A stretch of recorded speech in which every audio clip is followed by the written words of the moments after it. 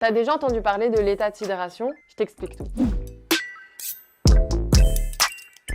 L'état de sidération, c'est une réaction de survie face à une situation terrorisante ou de non-sens absolu. Ça peut causer une paralysie des fonctions mentales et ça peut bloquer toute réaction émotionnelle de la victime. Et du coup, on peut se retrouver pétrifié et incapable de réagir. Cet état de sidération arrive fréquemment dans les cas de violence, notamment sexuelle. Selon la psychiatre Muriel Salmona, 70% des femmes et près de 100% des enfants victimes de viol présentent un état de sidération. Mais c'est quoi les conséquences? Dans la plupart des cas, la victime a des troubles psychotraumatiques à la suite de son agression. Les principaux symptômes sont la dissociation et la mémoire traumatique. Mais l'état de sidération peut aussi causer des angoisses, des cauchemars, des comportements d'évitement ou de conduite à risque, des mises en danger, quoi. La mémoire traumatique, c'est une mémoire émotionnelle fantôme. Elle peut se réactiver de manière intrusive et incontrôlable, faisant revivre à la victime l'événement traumatisant. La dissociation traumatique, elle déconnecte la victime de ses émotions et de ses sensations physiques. Elle devient alors spectatrice de la situation. Sache que si un jour tu vis un état de sidération psychique,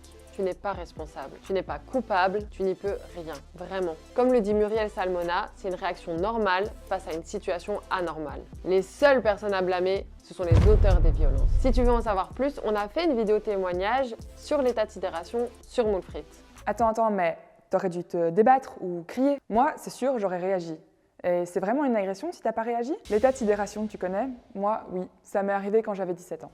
Et puis surtout, n'hésite pas à aller chercher de l'aide auprès de ton entourage ou auprès de professionnels de la santé si tu en as besoin. Moulfrit, abonne-toi.